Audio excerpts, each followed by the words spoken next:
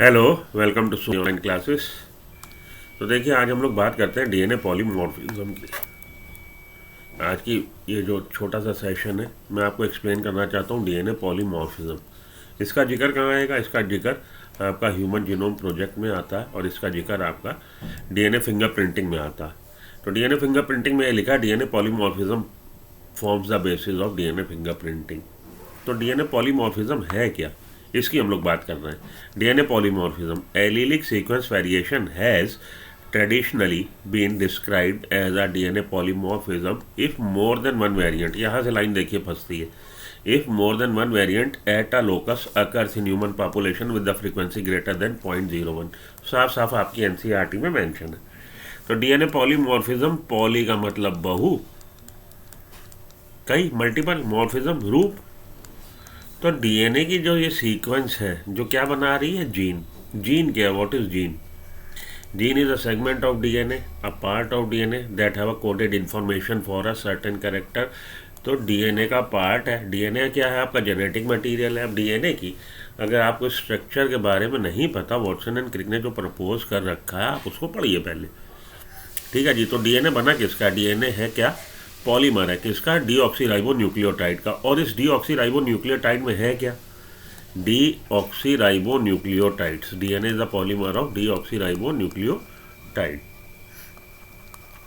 तो ये न्यूक्लियोटाइड कैसे बना होता है? न्यूक्लियोटाइड बना होता है न्यूक्लियोसाइड,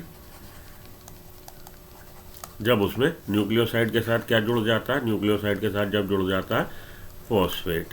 और न्यूक्लियोसाइड में क्या है? न्यूक्लियोसाइड में आपका ग्लूकोज शुगर और नाइट्रोजनस बेस। ग्लूकोज शुगर और नाइट्रोजनस बेस मिलके क्या बना रहे हैं? न्यूक्लियोसाइड। उसमें लग गया फॉस्फेट, तो ये हो गया न्यूक्लियोटाइड। ठीक है जी, ओके। तो ये डीऑक्सीराइबो न्यूक्लियोटाइड जब एक दूसरे से जुड़ते चले जाते हैं, पॉलीमर बन जाता है डीएनए, अगर उसमें डीऑक्सीराइबोज शुगर है। और अगर राइबोज शुगर है तो आरएनए। अब ये जो डीएनए में न्यूक्लियोटाइड, डीएनए क्या है? Polymer of nucleotide.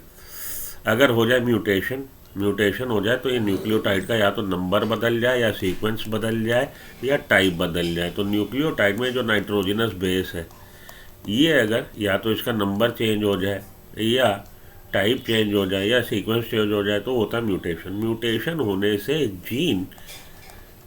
जीन को भी मैंने आपको डिस्क्राइब किया था। Gene is a segment of DNA, part of DNA that have coded information for a certain character. तो जीन का एक रूप और आ जाएगा एलील।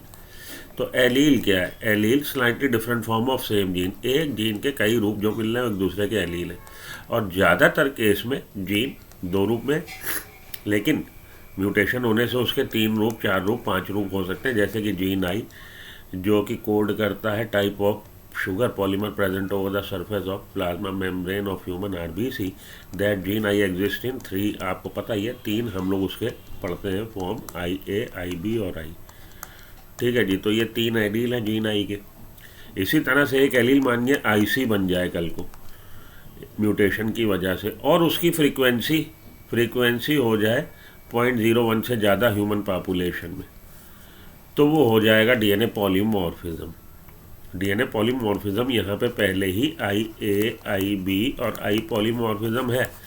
3 इसके रूप है, एक रूप और बढ़ जाए, और उस रूप को मान्यता हम कब देंगे? उसको हम मान्यता कब देंगे कि ये एक रूप और आ गया, IC आ गया या ID आ गया? जब उसकी अक्रेंस ह्यूमन पॉपुलेशन में 0.01 फ्रीक्वेंसी से ज़्यादा हो जाए। अब बात ये आती है कि 0.01 फ्रीक्वेंसी आप कैसे कैलकुलेट करेंगे, फ्रीक्वेंसी क्या है? चलिए अब इसको समझिए आप, ठीक है ना। पहले तो आपने समझा कि डीएनए पॉलीमॉर्फिज्म क्या है। डीएनए का मैंने आपको डिस्क्राइब किया, डीएनए एक पॉलीमर है डीऑक्सीराइबो न्यूक्लियोटाइड का। डीऑक्सीराइबो न्यूक्लियोटाइड में क्या है? Nucleoside phosphate. न्यूक्लियोसाइड में क्या है? Nucleoside nitrogenous base, pentose sugar है। अगर पेंटोज शुगर का टाइप डीऑक्सीराइबोस टाइप की है तो डीएनए बनेगा, डीऑक्सीराइबो न्यूक्लियोटाइड बनेंगे। अगर राइबोस, वो पेंटोज शुगर राइबोस है, तो राइबो न्यूक्लियोटाइड बनेंगे। राइबो न्यूक्लियोटाइड असेंबल होकर आरएनए बनाएंगे, डीऑक्सीराइबो न्यूक्लियोटाइड असेंबल होकर डीएनए बनाएंगे। तो ये जो डीएनए का थ्रेड है, इसका एक छोटा सा सेगमेंट, उस सेगमेंट को हम जीन बोल रहे हैं, जिसके पास जानकारी किसी लक्षण के लिए अब इसके रूप बदल गए, इसके कई रूप हो गए म्यूटेशन के कारण। रूप बदलना कि either the nucleotide sequence get change or the nucleotide number get change or the nucleotide type get change, that is called mutation. Mutation is sudden abrupt change in genetic material. तो mutation होने से एक नया रूप आ गया, लेकिन उस रूप को हम डीएनए पॉलीमॉर्फिज्म तब तक नहीं बोलेंगे जब तक उसकी फ्रीक्वेंसी 0.01 से ग्रेटर ना हो जाए। अब यहाँ पे ये आपकी बुक की लाइन है, polymorphism is the DNA sequence is the basis of genetic mapping. ये पढ़ लीजिएगा। Polymorphism arises due to mutation, पता ही है म्यूटेशन से आया। New mutation may arise in individual in somatic cells और इन जर्म सेल्स। तो सोमेटिक सेल्स और जर्म सेल्स दो तरह की सेल्स हैं। अब यहाँ पे आप आइए आगे चले।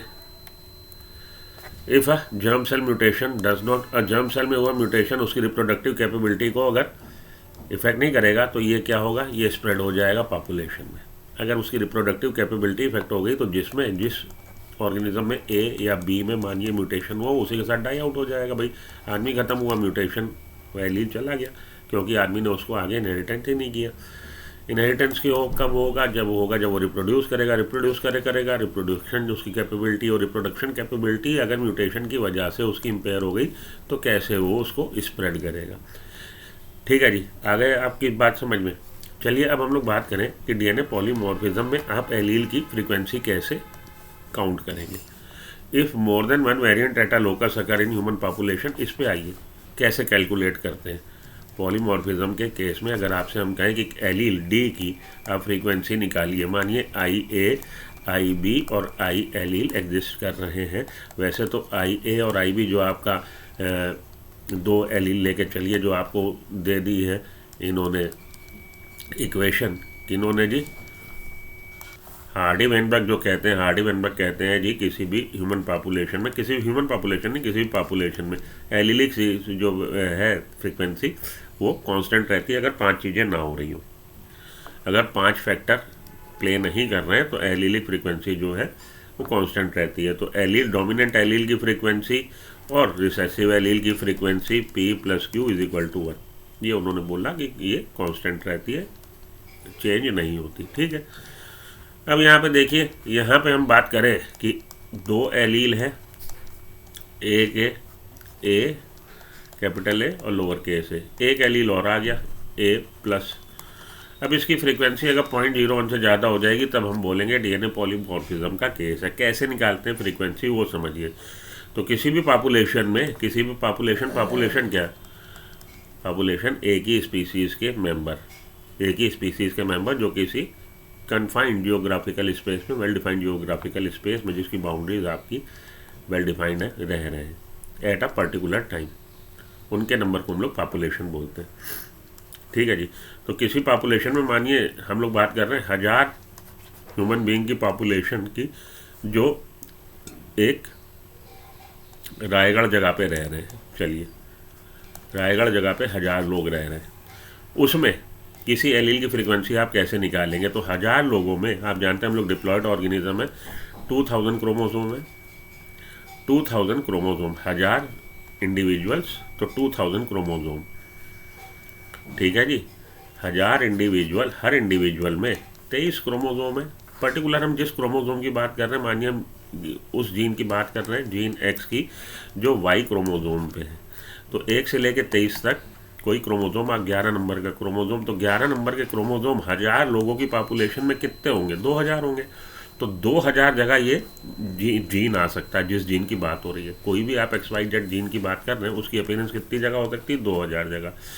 तो एलील कितनी जगह आया, एलील मानिए आपका 8 जगह पे आया, पर्टिकुलर एलील जिसकी हम फ्रीक्वेंसी निकालने जा रहे हैं। तो एलील की फ्रीक्वेंसी निकालने का तरीका, the number of time that allele appeared in that population, कितनी बार वो एलील उस पॉपुलेशन में आया, the number of time that gene appear in that population, जितनी बार वो जीन उस पॉपुलेशन में आया, इसको आप डिवाइड कर दीजिए तो आप निकाल लेंगे क्या, फ्रीक्वेंसी। और अगर 100 से मल्टीप्लाई कर देंगे तो परसेंटेज निकल आएगी।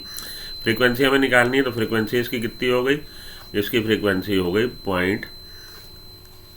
पॉइंट लगाया आपने, इसके बाद डिवाइडेड बाय 0.004, ये फ्रीक्वेंसी है इस एलील की। इस तरह से निकालते हैं। एलील की फ्रीक्वेंसी अगर 0.01 से ज़्यादा हो जाएगी तब हम कहेंगे कि ये डीएनए पॉलीमॉर्फिज्म का केस है। That it, thank you.